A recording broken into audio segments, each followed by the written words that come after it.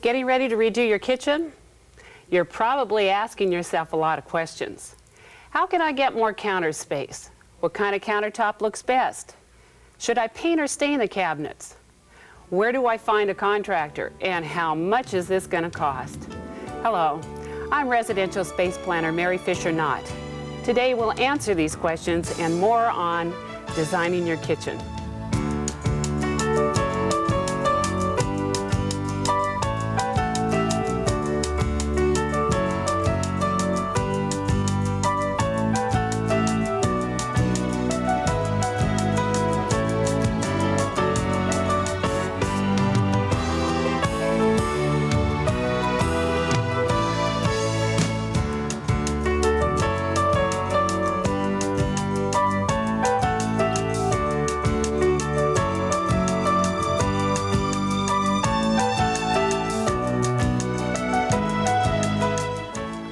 With all of the decisions that have to be made when you're going to be redoing your kitchen, whether it's just a minor facelift or a major production, there are lots of things you want to be able to include. In order to do this successfully, you need to take time. My clients and I often take 3 to 4 months just for thorough planning. One of the advantages of this is that it allows you to not only cover all the bases, but saves you time and money in the long run.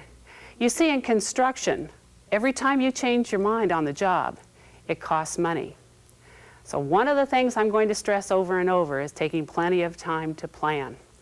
One of the first things to do is what I'm doing right now, a do and don't list.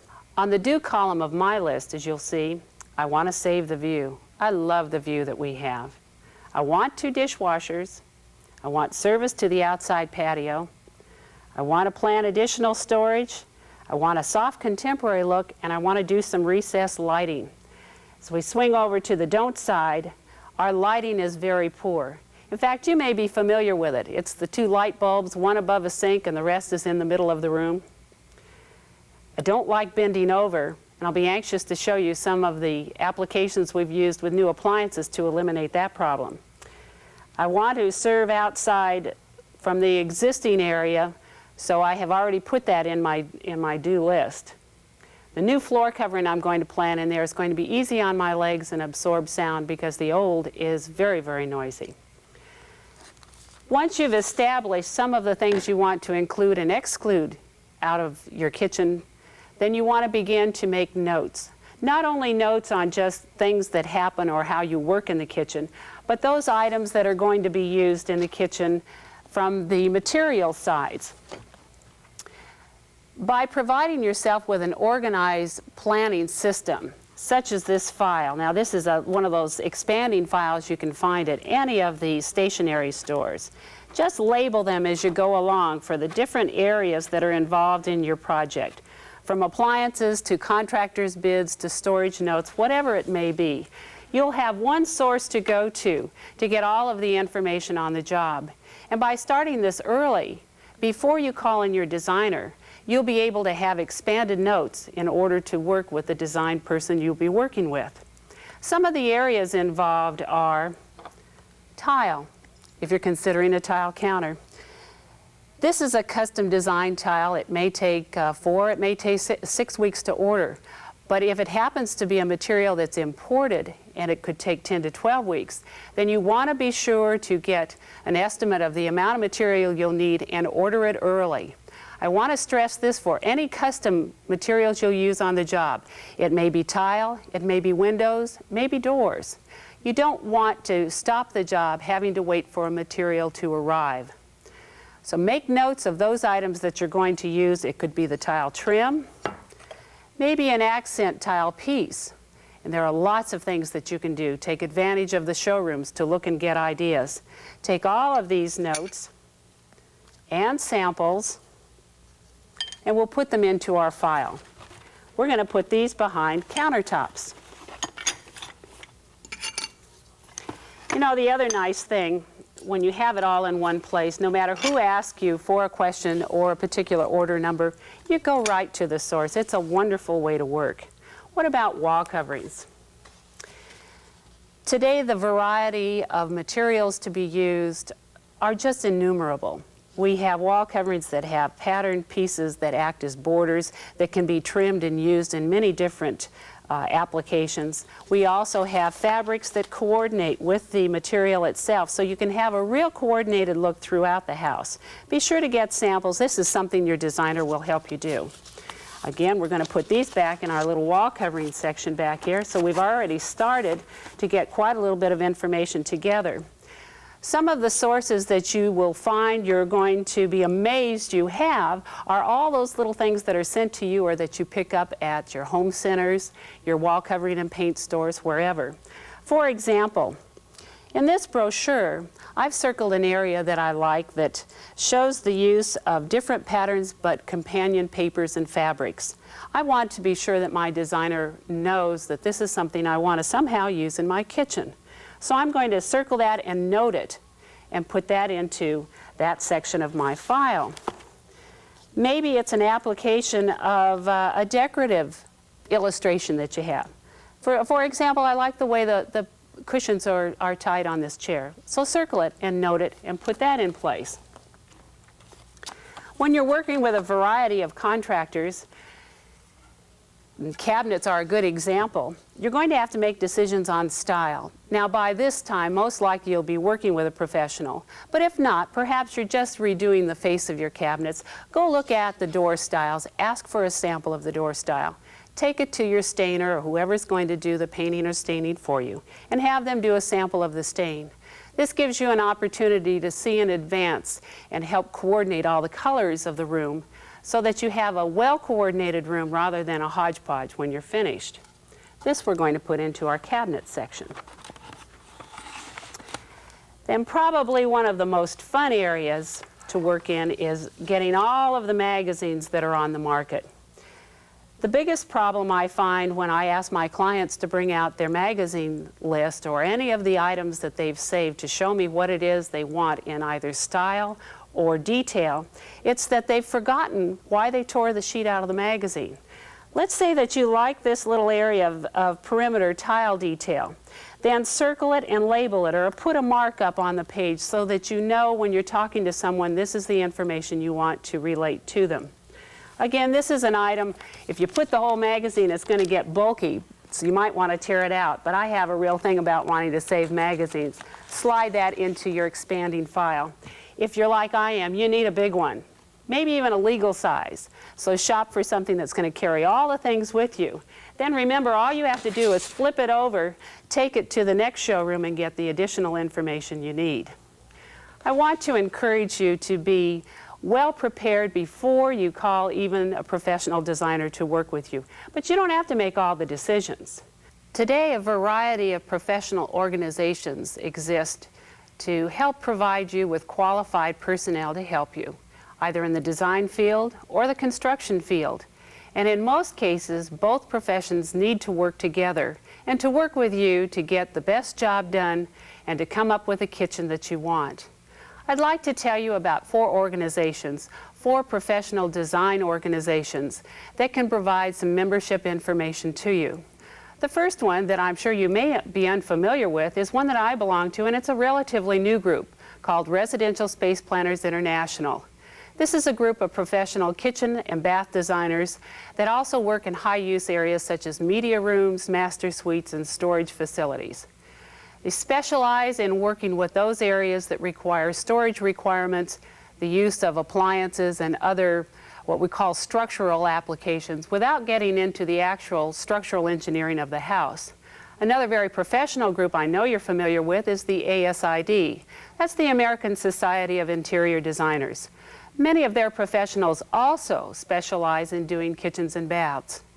Another group, which is a society belonging to a national organization called National Kitchen and Bath Association, has CKD after their name. That's Certified Kitchen Designer. These are specialists working in the kitchen field as well, and they can help you with a variety of different applications in the design phase of your kitchen as well. The last group I want to talk about is the AIA, the American Institute of Architects. When you're going to make any kind of a structural change, a change in the elevation view of a home, or something that's going to require some structural engineering, by all means call in an architect. An architect will help make sure that the integrity of the architecture of your home is maintained. And oftentimes, the architect and the designer will form a design team to help execute the best possible result for the kitchen you're going to do. One of the things we offer in our company are models. My husband Webb is real great at translating my plans into a three-dimensional form. You know, we talked about earlier my kitchen and how we're going to remodel it. I wish I had a model of it before, but I really don't want you to see what it looks like. But I don't mind showing you what it's going to look like afterwards. Remember, on my do list, the first thing I wanted to do was to maintain the view. I do love the view. We're not only going to maintain it, we're coming with full windows on 2 adjacent walls, going to be able to serve out this patio window to the patio that is adjacent to the kitchen. And because we are on a second story, we're up in the trees. And you know, from the time I was a little kid, I've always been a tree person, loved to build tree houses. Now I guess I get to have my tree house kitchen. The other thing on my wish list, as you'll recall, was elevated equipment. The dishwasher. We're going to have one dishwasher in the front by the front sink, and then in the back of the kitchen, we've raised a dishwasher so that when the door comes down, I don't have to bend over to unload or load dishes. All of the dish storage takes place in this same area, so I have a cleanup space that also acts as the dish or buffet area for my kitchen. This is one of the applications we use often in kitchens, and we'll show you that in some of the kitchen tour that we're going on a little later. I'm going to turn the model just a bit here and see if maybe you can see the other application that we made of elevating equipment. Can you see where I'm pointing to these 2 units here? These are refrigerators, and these refrigerators are placed up off the floor about 34 inches. So again, I can go right to the refrigeration space, take things out without having to bend over. And oh, how I don't like to bend over and look in to see what I've got stored in the bottom shelf. Probably the most confusing thing people have when trying to select professional help is to know who to call, when to call them, and just exactly how do you know they're going to do the job they say they are. Aside from the professional organizations having lists of memberships, you need to do some of the legwork yourself. Ask for references. Now, these are references from any of the professions, as well as when you start to interview contractors. Don't just call those people on the phone that they give you. Go out and see the job. Find out how much time it took. Find out if there were any problem areas, and was it something that perhaps the customer didn't get things ordered on time, so there was a time delay. But do remember that there are a lot of things that happen on a job that can sometimes cause delays or cause budget over expenditures. So look to see what the work is like and find out how easy the contractor or designer was to work with. I know that I'm very blessed with my clientele because we are strictly hired by referral only. Usually this is the best way to go. You got a friend that has used someone and they like the way they worked. If you like their work and you've seen your friend's kitchen, then perhaps that's the best place to start. Some of the things that the professional designer will do is to help you pull together all the different surfaces that are in your kitchen. I'm going to show you some color boards that show you some of the materials and how these things interrelate and how we put materials together to give you the best look possible. Where do you begin when you're trying to coordinate the many materials and textures and colors in your kitchen? Do you start with a floor covering? Maybe you start with a paint. Are you going to put a wall covering in the room? Well, that's where I want to encourage you to begin to look first. But do you go for a formal wall covering? Do you go for an informal wall covering? That's the key. You need to decide the degree of formality that your room is going to take place before you begin to pull fabrics, colors, textures, and all of the finished materials going into a room. For an example, I'm going to show you a color board right now that has finishes that are going to bring out the formality of the room. Now, when you talk about a formal room, it may be formal on a contemporary vein, or it may be formal in a much more traditional pattern. We're selecting a wall covering that's going to be used in the soffits and one small area of a wall, but it's going to introduce the color that's going into the room because it's going to be a formal contemporary setting. We don't want to have anything else dominating or drawing away from the pattern and the colors in the wall covering that we're using. Now in this wall covering we've got some of the grade blues, some of the many shades of white. Look at some of the tones, the earth tones, the soft pastels that are used throughout.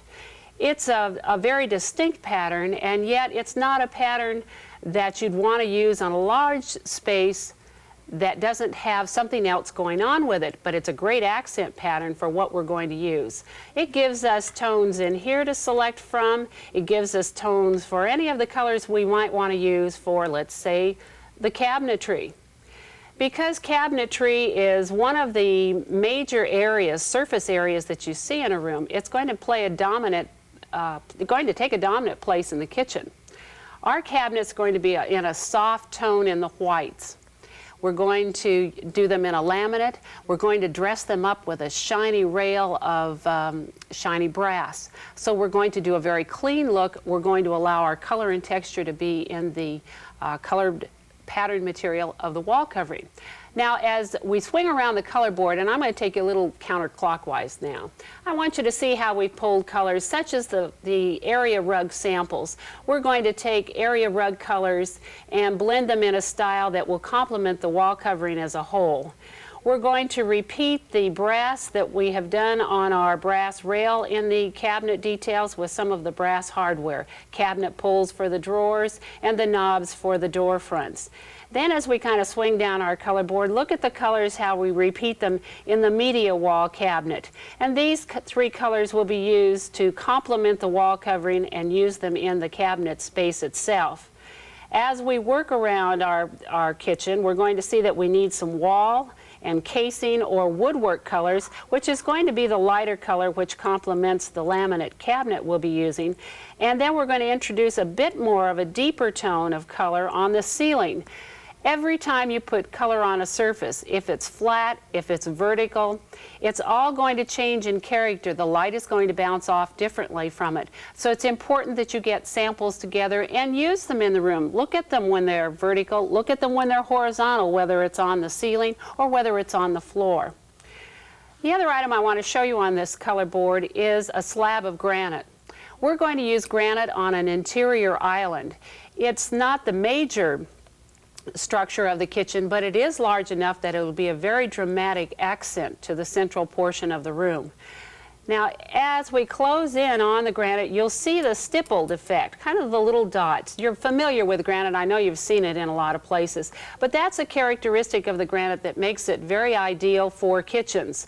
All of this stippling means that it's somewhat of a non-porous rock.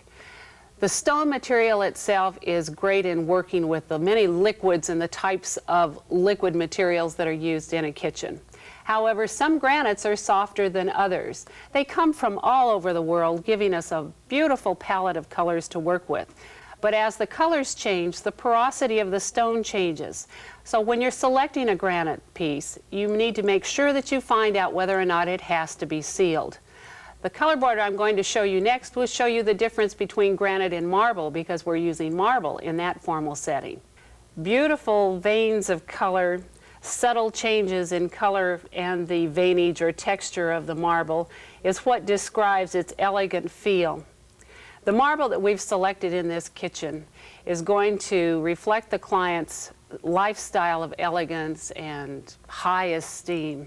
A feeling that this is a room that can be entertained in as much as any other room in the house. When you're selecting marble, because it's a very porous material, you're going to have to seal it. Because it's not really suited to the high-use areas of a kitchen, you have to seal it quite frequently. Now, when frequently, I don't mean every week, but if you use your marble top a lot, at least seal it once a month. Be sure that when you set things down on marble, in fact on any stone, that perhaps might have an acidity base to it, that you give some protection to it, either a little trivet or something that you can set the item on. Usually it's a coffee cup. As we go on our color board and look through this kitchen, which is again a very formal statement, we find that the blending between the marble and the wall covering is this peach transition that goes from the color of one surface to the other. We selected the marble first and then went to the wall covering and picked up all of these tones.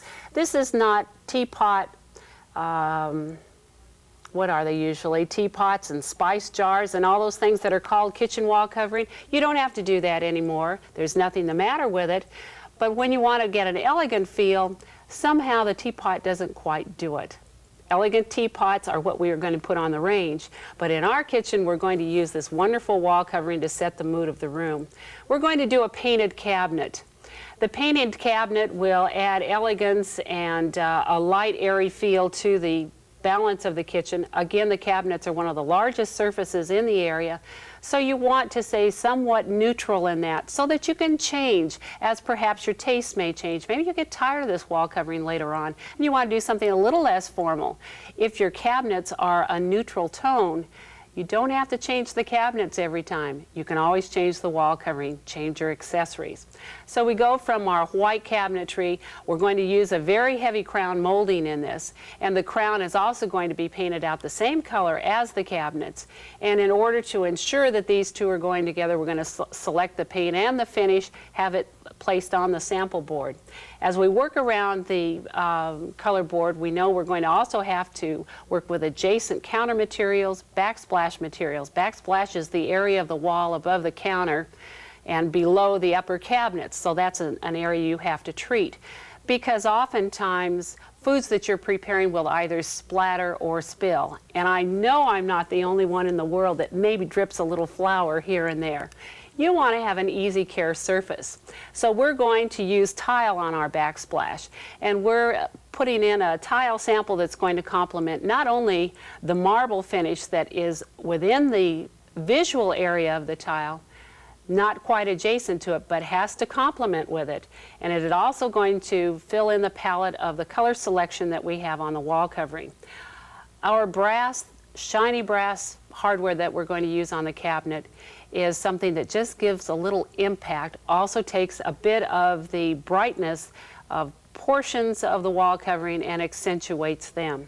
Then our paint that's going to go into the room will be the white that is being used with the cabinetry, and that'll be on all the door and window casings. That's the molding that goes around the windows and doors. But on the ceiling, I want to put a soft change, and I'm going to do a pastel that's the peach tone from the wall covering and the marble. It's surprising when you do this tone, and I've got a great kitchen to show you later on, how soft and how even the light is distributed. The soft peach and pink tones are most flattering to most of the people that we design for. I think probably the most fun that I have in doing presentations like this is to take people on tours of my kitchens that we've done. We can talk about some of the things that we found we had to overcome, some of the basic planning principles, and some of the reasoning behind design changes in wall locations, perhaps equipment selection, and all the little specifics that are involved in the actual production of a kitchen. I'm going to take you on a whirlwind tour of my work next.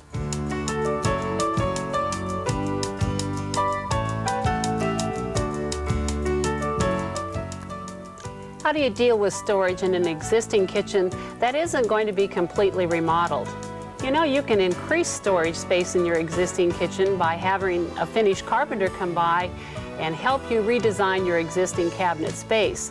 There are devices on the market you can also purchase, and the blending of these two together can give you 20 to 30% more storage than you already have.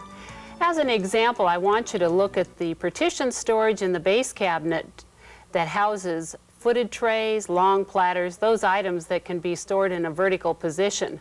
A file cabinet is right next to it to hold some of the household papers that are used.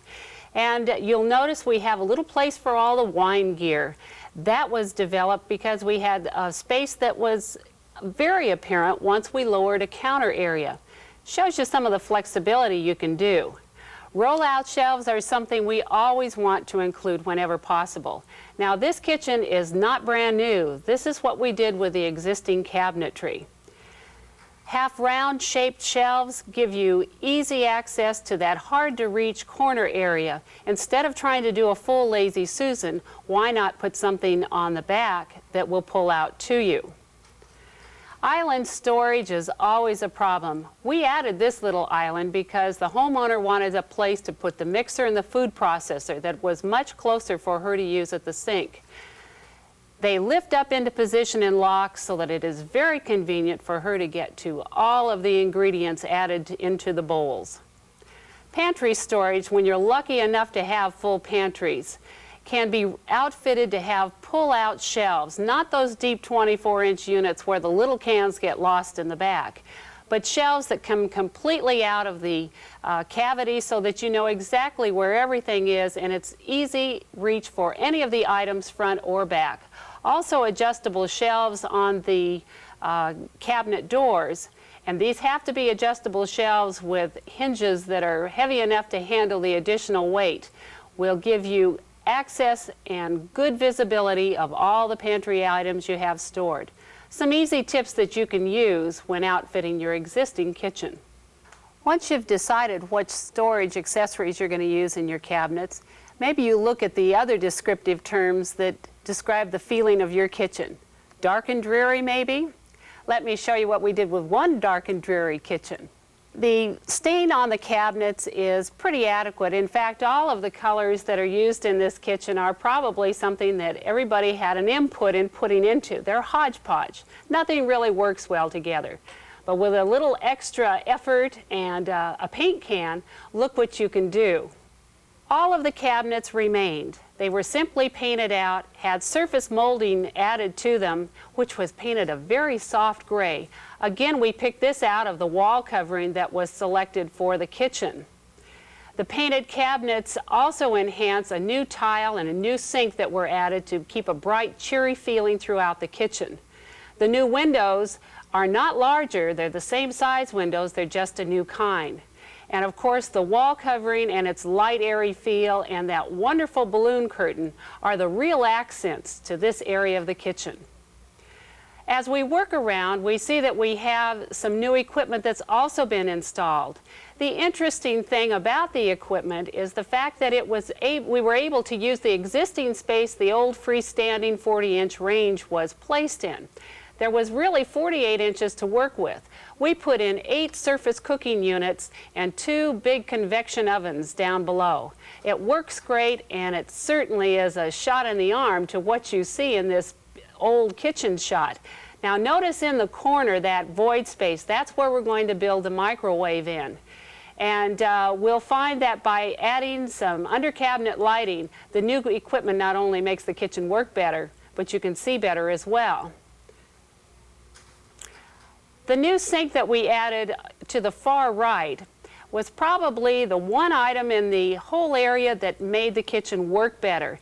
The very far corner on your right is the refrigerator. The refrigerator opened onto plain counter space, but we added this second sink with a disposer to close up the working triangle. So now foods come from the refrigerator, go to the sink to be prepared, and are cooked on the surface cooking units and then served to the breakfast area.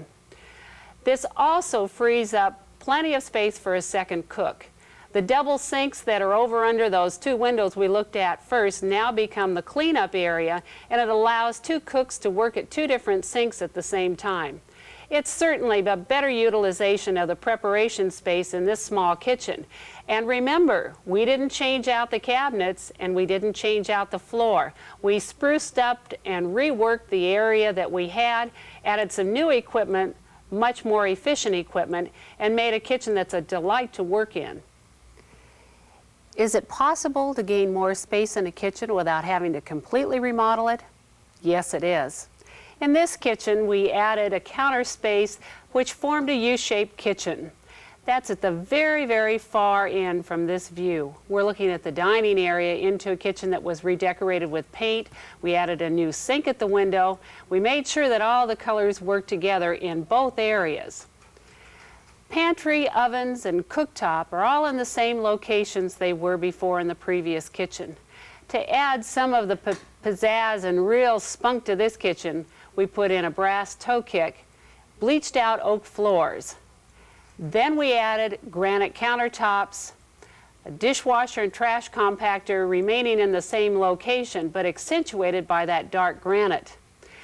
When you put a dishwasher at right angles to the sink, remember you have to be able to get to that sink when the dishwasher door is down and the racks are out. So this takes careful planning and something you and your designer should look at very carefully.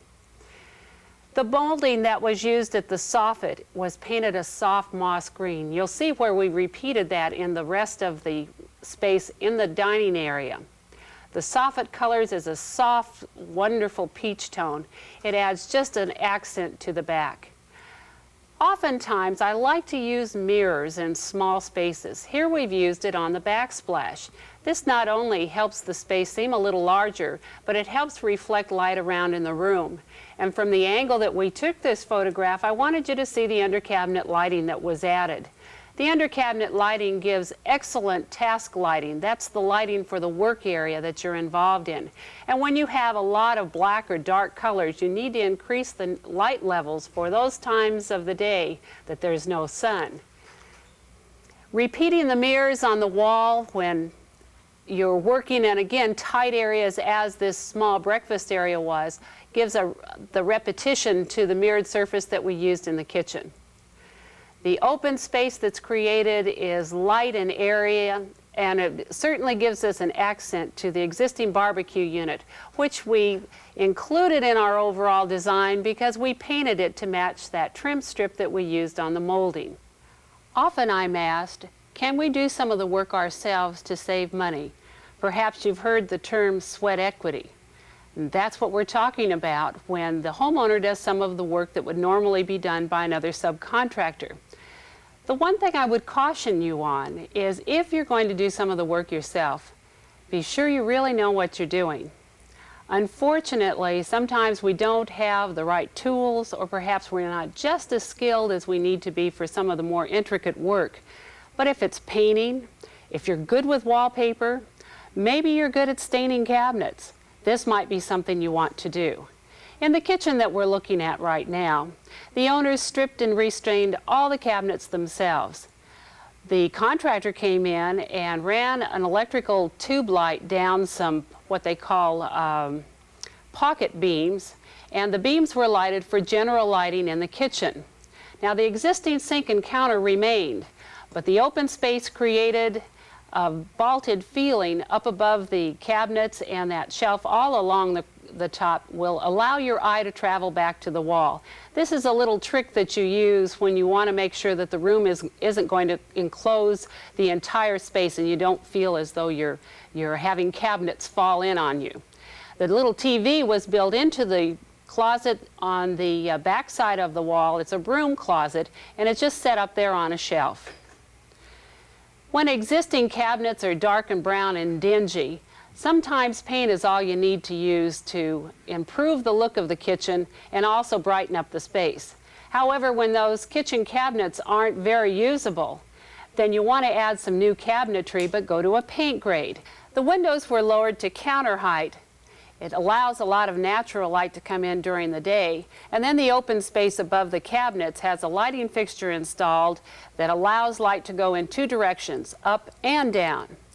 On the angled peninsula, you'll see a cooktop, which is called a downdraft cooktop. It vents the air down and to the outside through the cabinetry. The peninsula, which is on an angle, also allows more movement within the kitchen. The black granite counter has been lowered below the window that sits above it. And the reason we lowered this height is that it gives you a little better leverage when you're rolling out pastries.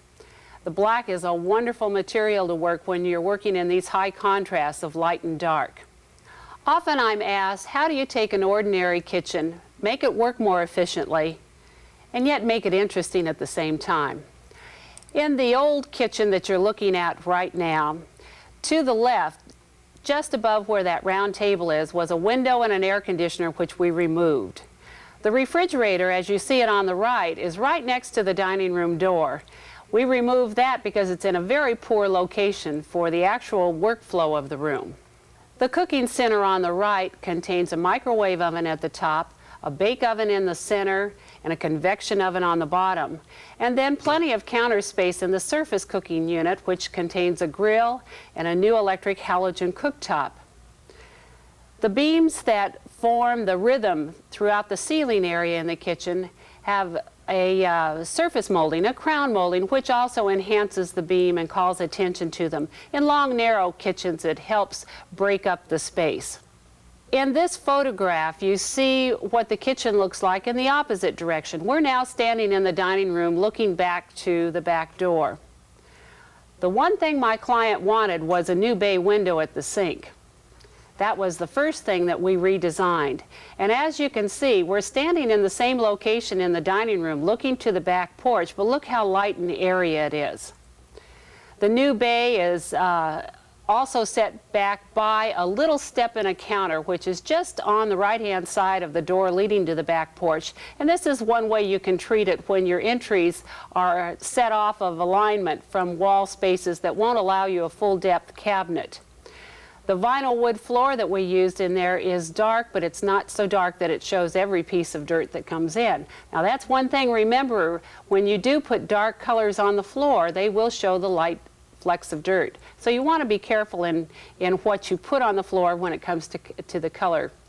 The angled full cabinet is what we did to add some special interest to the room. Instead of having just two parallel cabinet areas, we angled this one out and added that beautiful lighted door. And the lighted means all those little wood cut-ups of the glass. The cabinet itself has some special features. The roll-out table, which will come all the way out, and you can actually sit down and feed two people. Also the angled drawers, which provide storage all the way back. That's an extra deep cabinet. It's 36 inches deep. These come out of the full 36 inches. The glass doors that flank the bay window repeat the full cabinet doors, and they certainly add charm to the entire kitchen and maintain that open space throughout. The ovens and the cooktop and the hood are flanked by full storage on either side and adjustable shelves in all of the upper and the shelf cabinets. They open to full storage. The drawers below the countertop contain hot pads, cooking utensils. It's a good place for some of the spices you use. The back side of the angled cabinet is also going to show some adjustable shelving as well as wine storage. And the wine storage is kept down to the bottom. It's out of direct sunlight. A marvelous way to treat an entryway from one room to the other. The light is a portion of the den, so you can see how handy this kitchen is to the rest of the house. Oftentimes the client will ask me, what amount of storage space must I give up in order to enlarge my room visually with a large window? This is the old kitchen right after they began to demolish it. The next view you're going to see is how beautiful this space can be redeveloped by utilizing full window areas to open up a room to the outside. The large window has passage out to the barbecue sink, is set into the tile, and the pocket doors that you see to the right-hand side have a detail added to them that match the existing doors in the rest of the house. This is one thing that's very important when you are redoing kitchens in homes that have architectural details. Be sure to repeat them in the kitchen area so the kitchen belongs rather than looking attached. Now, the custom plaster hood that we used in this kitchen was specifically designed to have some of the details of other plaster details in the house. The motor up inside has the made portion mounted on the outside of the house, so the air is pulled out, and it's a very quiet way to use the ventilation system in a kitchen. You also put it on a variable speed control so that you can control the amount of noise that's going on in the room. The cooktop is installed flush with a countertop tile. This eliminates the grease buildup and all the little crumbs that can get down into those crevices. The other thing that we did in this kitchen, we were very, very careful to plan for, was balancing the cabinets on either side of the hood. Because the hood is a dominant portion of that side of the wall, it was important that both cabinets be the same size. The warming drawer that we installed is that little black area down near the doorway, and it's placed in that location so that foods are easily accessible to anyone setting the table in the breakfast room. At the door, and all of the doors in the house had a detail called bullnose. And this is a bullnose plaster edge for the doors. Again, I want to emphasize that when this is a detail found in the other portions of the house, repeat it in your kitchen. The partition storage and vegetable bins and adjustable shelves that you can do and a variety of cabinets are just absolutely essential for making enough space for all the items that have to be stored. Now, the partition storage above this oven was designed specifically for those things that the customer had to store. Be sure that you make an inventory sheet when you're doing your pre-planning so that the designer and the contractor, the cabinet builder, everyone knows all those items that have to be placed into specific types of storage. The adjustable shelves in the hardware in all of the cabinetry gives you full extension of all the space that you need. Now, the pull-out boards, in order for them to be effective, must be wide enough to use. You know, a little 9-inch wide board isn't going to be very good for doing much more than just setting something on, and even at that it has to be a pretty narrow bowl. What we do in our pull-out boards is at least one of them have an area dadoed into the board itself. That means a little drip ring. And that allows any of the crumbs or any of the juices of meats to spill into that little drip ring and not go down onto the floor. Spices and condiments at the mix area are always handy when you can open up a door and you see what's inside the cabinet as well as what is stored on the outer portion of the cabinet, the outer part of that first area that you get into. Therefore, spices on the door are handy to get to, condiments are easy to reach as well. When you want to partition drawer spaces to fit utensils, you don't always have to do that when you specify the cabinets. In this instance, we made sure that we got moved into the kitchen. Then we found some of the utensils we needed to have stored, and we had partitions made for the interior of the drawer.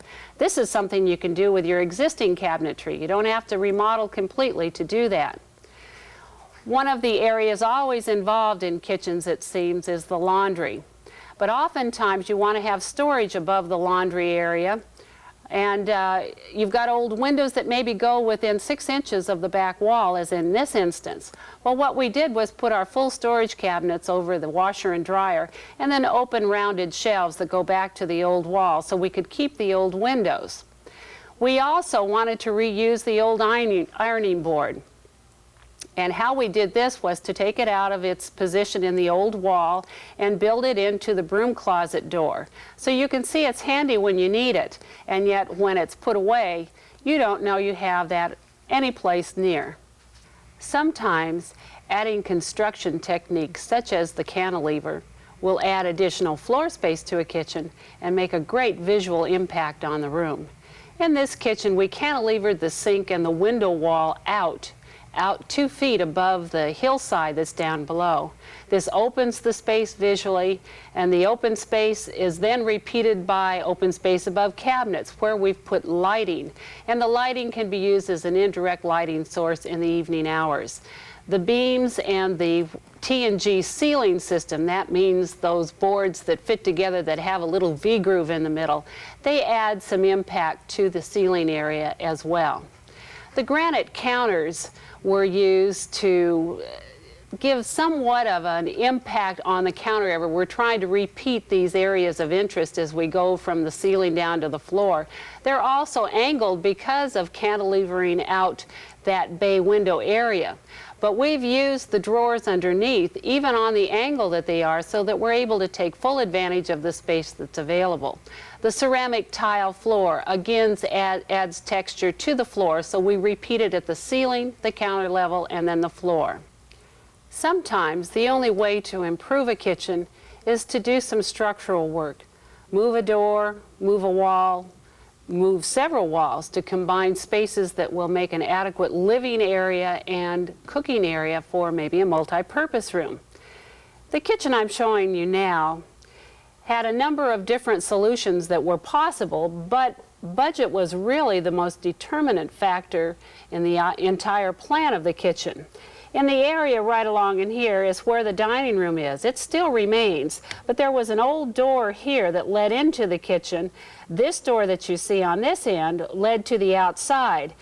But when we closed off this door, it allowed us to put ovens, refrigerator, and then work counter all the way around in a U shape. I want you to see what it looked like on the old door looking into the kitchen. Then when we close that off, this is the view that we have of that same wall with the step-back brick hood that encompasses 6 surface cooking units. The microwave oven is up to the right. The warming drawer and trash compactors are also off to the right of the cooking unit, convenient to anyone else using the kitchen. To the right of the cooktops is plenty of counter space for things coming out of the refrigerator out onto preparation areas. But the one thing I want you to see in the right-hand portion of your picture is the towel bar at the end of the island. Make these decorative. They don't always have to look like something that came out of the local 5 and dime. Now when we look at the old dining room door from the opposite end of the kitchen, you see where it swung right into the middle of space. As we look at all of the changes that can be made, you'll see how well the ovens and the refrigerator make that closed area usable space. One thing I want to tell you about this, though, and a concern of many people, is when you put ovens and refrigerators next to each other, is there a transfer of heat? The units are made so well and are so well insulated, we've never had a problem unless someone puts in a freestanding or a refrigerator that is completely finished on all sides and tries to stick that into a cabinet. Then it doesn't breathe. Then you're going to have problems with the heat.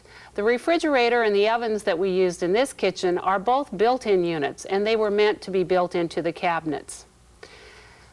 The old outside wall, the one that we removed and stepped back, is where all of the preparation at the sink went.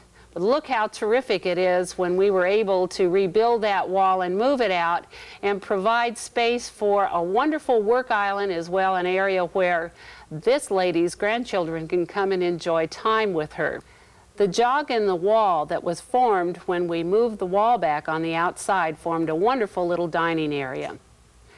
Adjustable storage for bakeware was the next item that we tackled. Because there were more activities going on in this room than just cooking, the noise created when you want that bottom Pyrex dish and pulling it out and putting it onto a ceramic top can be just deafening. Well, we placed them into a partitioned drawer, which deadens the sound but also makes them real handy and easy to you. When the pantry door opens, and it's a pocket door so it slides back into the wall, the light comes on automatically to illuminate all of those items that you have stored in the pantry. Next to it you see glass cabinets that are above a vegetable sink that is installed in the countertop. This allows for more than one cook to work in the kitchen at one time. Sometimes you'll find that your kitchen is an interior kitchen and you can't get a window right up above the sink. One way to alleviate that problem is to put the sink oriented to the outside wall and then put sliding French doors as we have in this kitchen. Again, this kitchen involved more than just the kitchen itself, the laundry as well. And when we reworked the area, we came up with a little more space, so we were able to do a laundry sink into a countertop area that also had a hamper and provided extra landing space for all the items stored back in a laundry section of a kitchen. We put in sliding louver doors that slide all the way over to one side so that you have easy access to both washer and dryer. Realignment of spatial areas to provide a multi-purpose room for the family to gather in was the challenge of this kitchen remodel. Priorities were set and the redesign of space begun. Our priorities included a separate laundry, kitchen area large enough for 2 cooks, eating space, a bar, and new fireplace. In order to achieve this, 6 walls were removed, creating a large space with which to work. My first order of business was to relocate the laundry. It was kept to the interior so the balance of space could be oriented to the outdoors. In order to utilize space most effectively, a pocket door and partial walls were designed. Back-to-back storage and appliances allowed the maximum amount of space for the kitchen. Kitchen features include the angled counter next to the refrigerator. This angle was repeated at the cooktop to balance the design, as well as create easy viewing of the television for the cook. The old breakfast room became the bar, and the best illustration of space planning was the addition of the fireplace media center to the outside wall. This enabled us to keep all of the interior space for the conversation area. Some of the planning details you need to remember are adequate counter space next to appliances, a minimum of 42 inches of passage space around the island, bay windows that extend no farther than 12 inches from the outside wall, under cabinet lighting and direct light down on work areas. Plan workflow patterns which meet your style of food preparation. Second sink should be a minimum of 15 inches and be equipped with a disposer. Be sure access to appliances is easy. The fireplace media wall contains a television on a pull-out swivel shelf. Now be sure to plan cabinet doors which slide back into the cabinet when opened. The stereo equipment is on adjustable shelves and behind doors of fabric and chicken wire.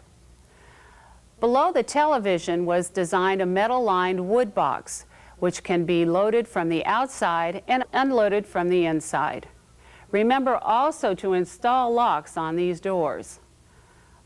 Full storage along the dining room wall provides pantry, dish and glass storage, and a wine cabinet. The soffit above unites the wall and makes the dining room door become part of the full wall system. Recessed lighting in the ceiling illuminates the traffic patterns and is controlled by a three-way dimmer. A light well was designed into the soffit and the fixtures are on their own dimmer control. Now this allows you to control the ambient light in the room so you can set any mood you wish. The island sink was placed to allow landing space for items coming out of the ovens. And the cooktop is conveniently located to the sink with plenty of counter space on either side and positioned for easy television viewing. What can be done when the food preparation area of your kitchen is just in the wrong place for your family's lifestyle? This was the case in the kitchen that you're going to view now. The peninsula that you see in the old kitchen separated the preparation portions of the kitchen from the breakfast room. When we removed it, however, it allowed us to rework not only the preparation area, but also the window area. Removing the walls and the peninsula and reworking the windows oriented the food preparation to the outside of the house so that when small children are in the backyard, this homeowner can keep an eye on the kids. Surface cooking is found to the left and the mix area is found to the right of the sink. And of course we put the sink on an angle because so much of her work is done at that one appliance. It allows her to be able to stand at the windows and keep an eye on what's going on out in the backyard. In the old breakfast room, beams and a T&G ceiling system existed, so we redid that because it was a wonderful touch. The old locale of the range was quite inadequate for any kind of semblance of working order in a kitchen. Look how low it is. It's actually a range that's sitting on the floor rather than in a cabinet. So needless to say, we got rid of that, and here's the same window with the sink and dishwasher placed in the area where the old range was. All the dishes are washed and stored in this portion of the kitchen. It also acts as a staging area for formal and informal meals. The detail of the perimeter tile along the countertop that you can see in the foreground is something that we worked out with the tile contractor. This is one thing where on the job, after you've selected materials, you and the designer and the subcontractors can refine some of the detailing that takes place. The tile height of a pattern, for example, has a lot to do with how it's viewed from the rest of the areas, and it is that one area that adds a decorative touch. Notice how nicely this one goes underneath the window rather than running into it. Ease of storage is something that is very important, and in this slide you see a multi-purpose cooler cabinet. Now, a cooler cabinet is one that has a ventilated space on the bottom and allows cool air from a basement or a cellar to travel up and be exhausted up through the attic. These are some of the old cabinet features that some of the old kitchens had, and it certainly allows you to have a pantry and wine storage cabinet that will be extra special for your kitchen use. We use them every time we find them in old kitchens. Does your family always end up underfoot in the kitchen when the nightly news is on and you're trying to prepare dinner? Or maybe, just maybe, you want to be out where all the action is and the family's in the adjacent room and you're missing everything out. Well, then that's the time you want to consider making a multi-purpose space.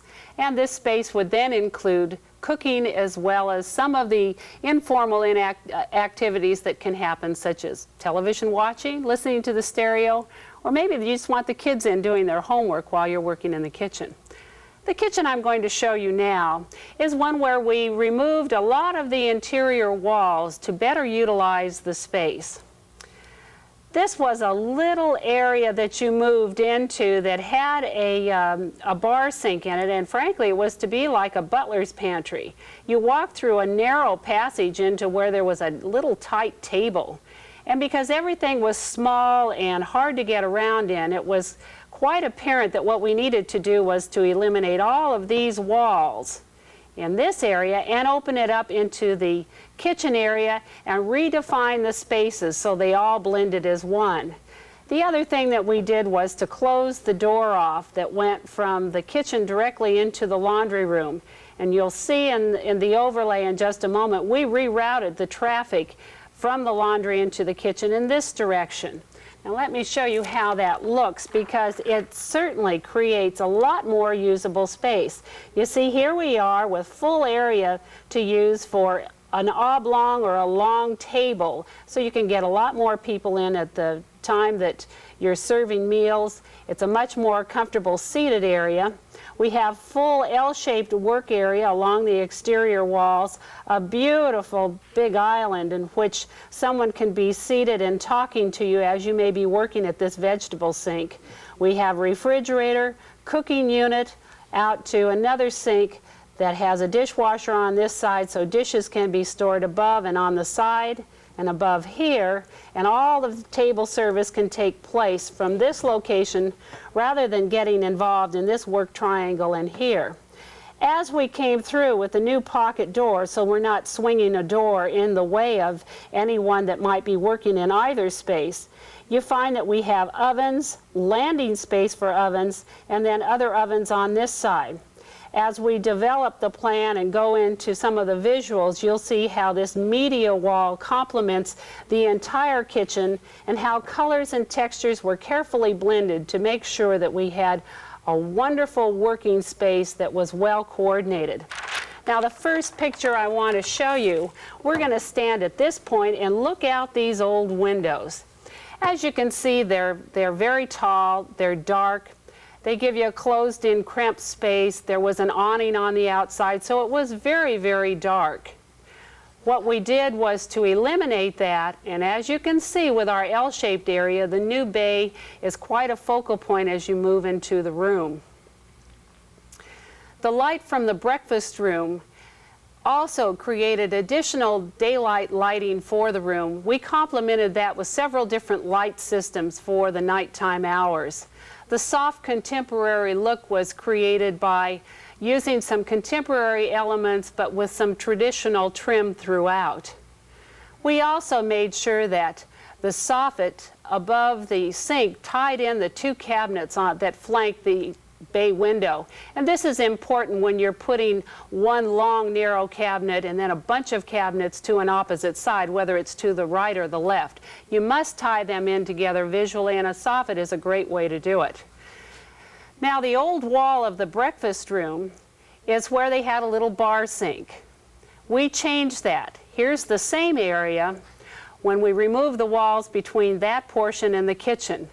This is where the media wall now takes place.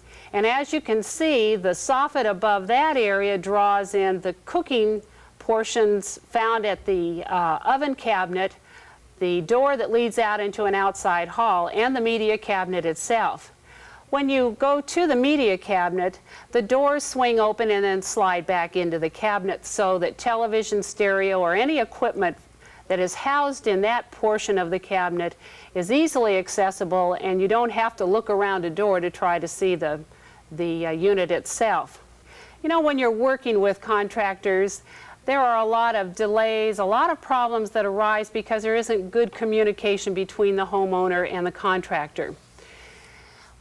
A couple of things to keep in mind is, in order for work to move along smoothly, you need to keep small children and those onlookers or construction supervisors that may be around, keep them out of the action, so to speak. It's very difficult for these men to be able to carry on their work if they've got young children running through the job site. Also, the safety factors are something that must be taken into consideration. The other thing to remember when working with contractors is that you have to be able to allow them to get to and from the job site easily. If you have a driveway that is full of cars, bicycles, toys, or whatever, they can't get their trucks in and out. This always delays the job. So sit down with your contractor before you begin work. Make sure that everyone understands their responsibility, and you'll have a much smoother construction process as it goes along. You'll be cooking in a temporary kitchen at that time, so you'll want to also check with him a suggested area where you might be able to set up this temporary kitchen. Let's get back to the kitchen at hand. One of the things we did that was a very subtle design detail was to line up the ovens. Oftentimes, pieces of equipment that you have, especially when they're black glass doors, are very apparent in a kitchen. And we made sure that visually these lined up at the top, and then the bottoms could pretty much end up where they had to. The equipment, of course, has to be used, and has to be used in a visual manner as well as in a practical manner. So you take into all aspects of the design of the equipment as well. The island is 36 inches high. So our bar stools are a little bit higher than what your normal chair height would be. When you go to order bar stools, they will ask you what the height of the bar counter is. And in this instance, as I say, it's the 36-inch island height. The end panels of the island are also finished. And this is something I like to do so that you have a complete look and not just a cantilevered block or countertop of tile sticking out. We also provided storage at the base of the cabinets there, so we used all the available space for all the storage we could get. You know, some of the detailing that you have to have for cabinetry to utilize the space is so critical, and the smaller the kitchen is, the more critical it is. Access to those corner cabinets is always a problem. The way we alleviated it in this kitchen was to use a piano hinge Lazy Susan combination. The doors open up on a piano hinge and swing completely out of the way, exposing the Lazy Susan. The one thing I must caution you, whenever you use a Lazy Susan or any kind of a spinning mechanism, is that you have a lip on it that's high enough to keep those items from spilling off to the back. And you know they're never going to fall off until they get back in that corner where you have to literally climb into the cabinet to find them. The other little storage feature we did in this kitchen that was a lot of fun was the end cabinet next to the dining table. We have two false drawer panels that face the interior portion of the kitchen. And then you open up a door and expose a pull-out toaster shelf. This makes things real handy, and we've put a plug on the inside of the cabinet so it's plugged in all the time. This is my favorite part of this kitchen, this very dramatic slab of granite. It's one piece. We did not seam it together. That marvelous black vein that runs through it adds such great drama and effect to the room. It's just terrific. But we ordered this granite from a little piece. Now here's something I want to be sure to, shall I say, caution you against. When you order marble, granite, or any stone, you may first see it in a tiny little section, a little broken off piece, or maybe a 12-inch square tile. If you're going to use a slab material, make sure you go to the yard and see the full slab, because that little piece may be a vein that runs through the stone that may not show up in the rest of the slab that you're going to use in the kitchen. Go out and select the one you're going to use, have the contractor use that slab for your work, and you'll not be disappointed with what you get. Now, we set the sink into granite, and that allowed us to have a wonderful workspace where foods are easily cleaned and wiped right down into the sink. You don't have to come up over the rim or the edge of a sink. The other thing that we were able to do was a room that was adjacent to the kitchen, but somewhat unrelated. It was a sunroom. I wanted to show you this because we lit indirectly lights under the overhead cabinets as well as lights on the top of the overhead cabinets. This gives a soft ambient of light in the evenings, and it makes a wonderful place to spend summer evenings. The tile detail on the back is what made it real special. The louvered doors give a southwest or southern feeling, a real comfortable, easy area to live in. The phrase attention to detail played a primary role in this next kitchen that you're going to see. Although attention to detail is important in any size kitchen, when you're getting into major work, especially when it's a period style that you're working in, every little detail carries a lot of weight. Let me show you on the existing floor plan what we did with two areas that are involved in a large kitchen. As you can see, we have a kitchen space that is adjoined by a laundry area. What we're going to see that was done is this section of wall here and here was removed. That then allowed us a large space to work with. We also removed two of the walls that were on this two of the windows that were on this outside wall. And by doing so, we're able to pick up some additional storage space. As we worked with this entire area, we then somewhat overflowed into a family room section. Now, the family room, there wasn't any problem as far as space was concerned, but we did find that the homeowner didn't want this window in the middle of this whole bookshelf arrangement that she had. She'd rather have a fireplace added, and one that she could see from the kitchen as well. So in our new floor plan, you're going to see what we were able to do. With the wall removed, we were able to come in and give plenty of work counter between the refrigerator and this sink area here. So we have preparation areas on both sides. Also, a secondary preparation area on the back. And this U-shape forms somewhat of a buffet when entertaining is taking place. As we work around the kitchen, we go past the microwave ovens, we come into a big cooking bay that has a commercial range and a second sink. This second sink was placed in this position so that when you're working and having to add liquid ingredients to your recipes, you don't have to go clean across the room to do so. The sink is adjacent to you and is quite handy in using for any kind of extra food preparation you may be doing. The cry from my client when she called on this kitchen was, "Help, I've got a kitchen that simply doesn't relate to the rest of the house." The first picture you're going to see will show you why. And the characteristics of a Georgian home are large, elaborate moldings, plenty of detail, and as you can see in the old kitchen slide, none of this took place. So what we did was to take this out of character room, remove the wall between the laundry and the kitchen, and we added a fanlight window to the same wall space, and you can see how dramatic the change was. The fanlight window was also complemented by varied heights of the upper cabinets. Right next to the full cabinet housing the refrigerator is upper cabinet storage for dishes and glasses. It was held down from the ceiling height to provide the space to balance all of that open space around the fanlight window. Now in the old laundry, remember we removed two of the side windows and we built up the center portion. Now we flanked that center portion window with glass doors on either side to create the look of an old break front. In order to bring cabinets down to the countertop, the base cabinet needs to be 30 inches deep. This allows you to be able to accommodate working on that counter space when you need to use it for more than just a break front look. Cabinets coming to the counter can be useful, but you also have to plan for those doors to open so things can't be stored in front of them. As we work our way around the kitchen, you see the cooking bay that was placed in the plaster tile hood. I'd like to go into a little bit of detail about the commercial range that is placed in the cooking bay.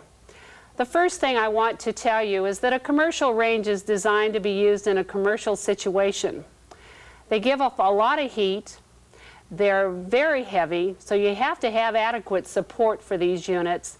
They give off enough heat that some codes are concerned about the combustibility, so they have to be built into fire retardant bays, something that your city inspector can come and look at and know that he's not going to have to come back and clean up after a fire that might have occurred.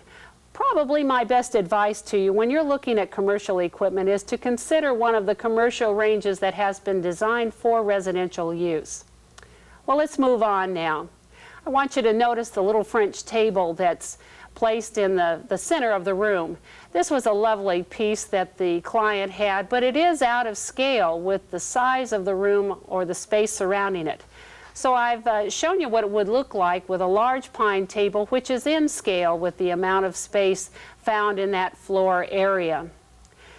As you develop and refine all of the areas within the room, you find that that also has something to do with the exterior. Now remember, we had all of the fan light windows added to the outside. The new look provides an equal effect both inside and out. And of course, whenever you're doing interior alterations on an outside wall, it's going to affect the outside as well. The granite insert is inserted into mahogany. Again, this was a touch that was done because we wanted it to look like the old break front found in an old butler's pantry. Panel doors are doors that raise up to expose small appliances which slide out to you for easy access to be used in the secondary mix area. The importance of the details, especially in a Georgian home, are to take, as we did in this ceiling perimeter molding, which was duplicated from molding found in the old original dining area. Duplicate it and install it, but not compromise with some of the more functional aspects of the room. That lighting fixture casts light down onto the countertop, and you must worry about the light pattern before you worry about the molding detail. The two must work together. The molding above the windows and the doors were also duplicated from those found in the balance of the house. Now we're going to move through that doorway to the family room, and here's what the old family room looked like. When we removed the window and added the fireplace, we still kept the open shelves, but she wanted open shelves that would have the capacity to have television viewing, but she didn't want the television to show. So what we did was to install an electric lift in the base cabinet. And voila, when you want to see the TV, you hit the remote control and it comes up out of the cabinet, and there it is. I want to summarize a little bit about what we talked about, exterior changes that are made. You can see why working with design professionals and oftentimes with architects means the difference between something that doesn't fit with the architecture of the house and something that does. The exterior effects are just as important as the interior effects on all of the kitchens, whether they're large or small, whatever detailing you're doing. Remember, attention to detail is what makes a kitchen either successful or hodgepodge. We haven't really talked about how much all of this is going to cost you. It's unfair for me to say it's going to cost you so many dollars if you do this or so many dollars if you do that, because quite frankly, I can't tell you what your particular project's going to cost. The size of the project, the complexity of the work being done, structural changes that might be made, the grade of equipment and materials you're putting in, and also where you live, all have a bearing on what the cost of your job might be. What you must do is get out and get some competitive bids. Now, I don't mean 10 or 12. The more bids you get, the more confused you're going to be. But get 2 or 3, 4 maximum. The only way to get competitive bids that have any meaning at all is to provide everyone bidding the job complete plans and specifications. Vital that they're all bidding on the same work. Also, do yourself a favor as well as those people working with you. Do your sample board. Remember, this is a means of communication between you and all those people working on the job. To make a successful, well-coordinated kitchen, they have to know where everything's going to go and the exact pieces that are supposed to go into that job. Let's take a moment to summarize what we've covered today. First, we want to take time to get organized. Remember to do your little file. That's going to help you a long way down the line. Gather ideas that you want to use in your remodel. Perhaps your budget doesn't allow you to do a lot of work, but you love the fan light window. Then incorporate that into your plans. Work with professionals whenever possible. And of course, get competitive bids, all on the same material. And best of all, get started and have fun.